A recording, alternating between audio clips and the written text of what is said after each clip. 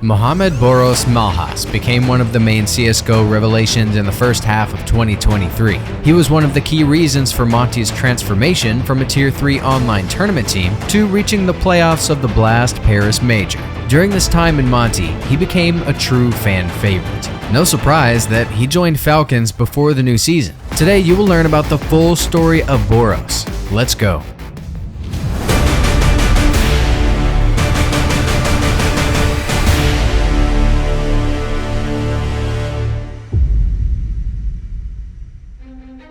Boros got acquainted with CSGO at the age of 8 when he decided to launch the legendary game from Valve in one of the internet cafes. I started CS when I was 8 years old or 9 years old.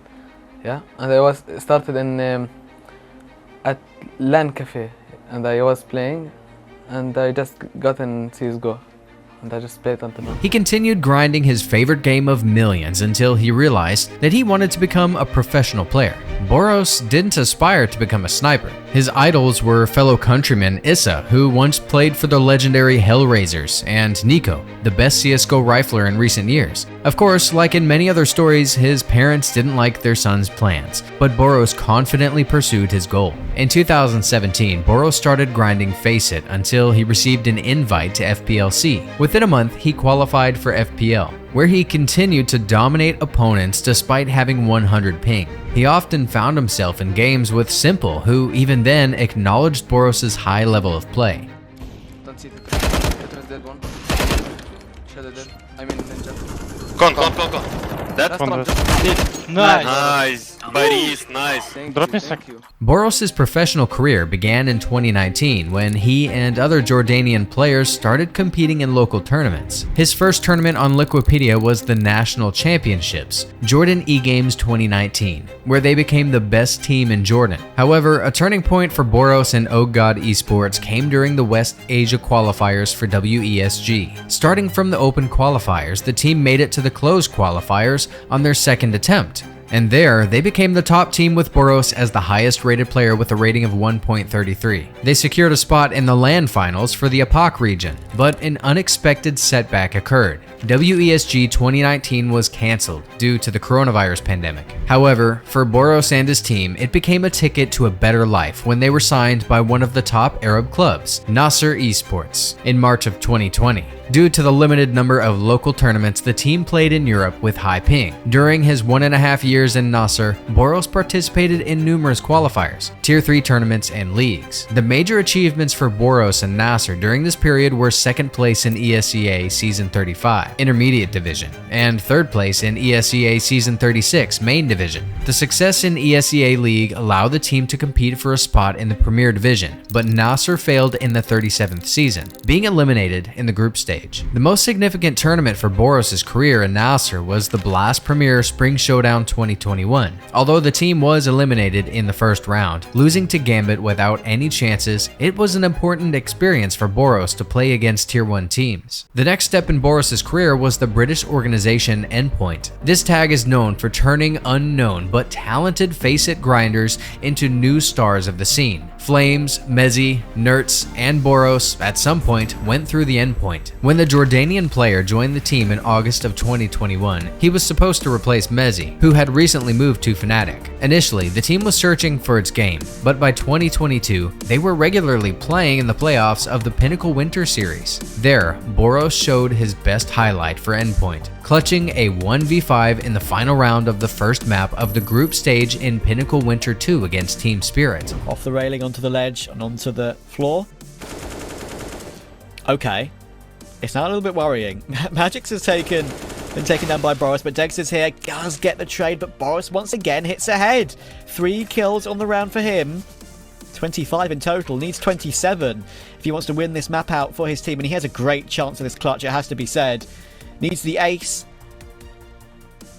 And this is a chance for it. Swings towards Siren. There's the information. Insta headshot again. Now it's all down to Chopper. 1 versus 1. He's fakes the death cam beautifully. That might be a call now that he's going toward Monster. Chopper does not have a defuse kit. Chopper's checking toward Monster. And Boros! Insane ace for Endpoint to finish off map 1. That is absolutely glorious. Before the RMR event, the British tag won the ESL Premiership Spring 2022, so the team was fully prepared for the Open qualifiers. After qualifying on the second attempt, Endpoint didn't show anything exceptional. They defeated Sprout, but failed to put up a fight against Tier 1 teams like NIP, Entropic, and Spirit. The tournament in Romania became one of the worst in Boros' career. His rating dropped to a critical 0.84, and his open duel rating plummeted to an abnormally low 0.45. Boros understood why he performed badly, so he benched himself and started grinding FPL again. 3 months of such a life seemed to be too much for the Jordanian player, so when Morto2k offered Boros to join the ambitious Monte project, he quickly agreed. Boro contacted me and he said, you want to join us? And I joined.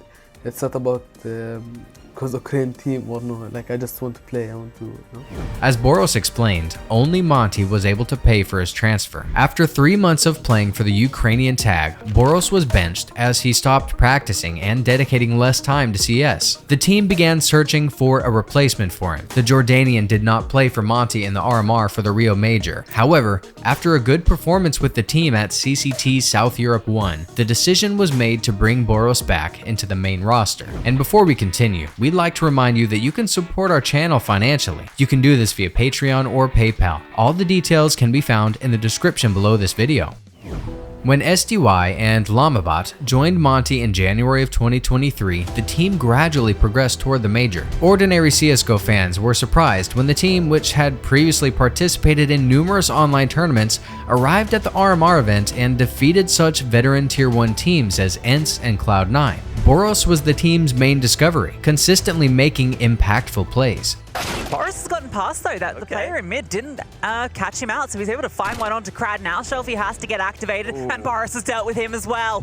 Zorte tries to step up, and it's Boros the Butcher again, and he's taken some fresh cuts here on Anubis. He ranked among the top 5 players in terms of various statistics at the RMR event, and was best in impact and headshots per round. During the major, Monte played without their coach due to new travel war restrictions for Ukrainian esports athletes, preventing him from obtaining permission to travel to Paris. This toughened the players' resolve. Initially, they secured one of the last spots in the Legend stage, defeating Fluxo, the Mongols, and Pain. Haters immediately started claiming on social media that Monte had an easy bracket, but in the Legend stage, they silenced them by defeating Furia, Fnatic, and most importantly, their arch rivals, NAVI.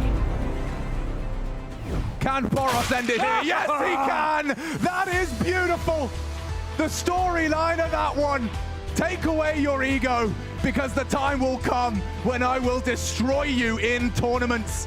In the playoffs, where many teams came from the same Tier 3 online tournaments that Monte frequently played in, they faced Gamer Legion, who had no trouble finding a way to counter Boros' aggressive playstyle. Nevertheless, Boros became one of the best entry fraggers of the tournament, ranking first in open kills per round and top 5 in overall open kills. Almost immediately, rumors started circulating that a lineup of Tier 1 organizations was vying to sign the young Jordanian talent. There was a lot of talk about OG wanting to build a roster around Boros, but both the player himself and Monte denied these rumors. The club's fans wanted to keep the roster intact, but it's hard to refuse when Saudis come to you and offer a substantial amount for the transfer. According to rumors, Falcons paid over $200,000 plus bonuses for Boros. So Boros returned to his homeland, where he will try to conquer the Tier 1 scene alongside NBK, Body, Lao NX, and MHL. This transfer looks peculiar because Boros himself talked about wanting to play for a top 10 HLTV team and stop grinding countless online tournaments and qualifications. However, joining Falcons doesn't free Boros from this problem. Falcons has no partnerships with ESL or Blast, so Falcons will have to qualify for their tournaments or constantly perform at a high level to accumulate enough points in the ESL rankings to receive invites. On the other hand, Saudi Arabia is increasingly getting involved in esports and organizing major tournaments with large prize pools. They can regularly invite Falcons as the strongest team in the region, even though the team has only one Arab player.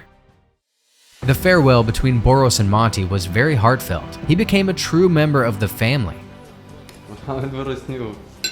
Oh, it's really good. Oh, really? Yeah, really, it's really good.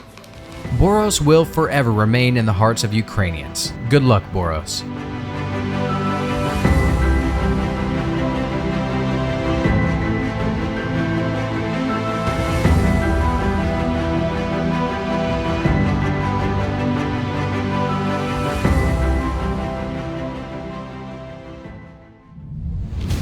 That's it. How do you like Boros' story? What did we forget? Leave your feedback in the comments, and don't forget to like, subscribe, and ring the bell. That will help us grow. Good game, Republic citizens.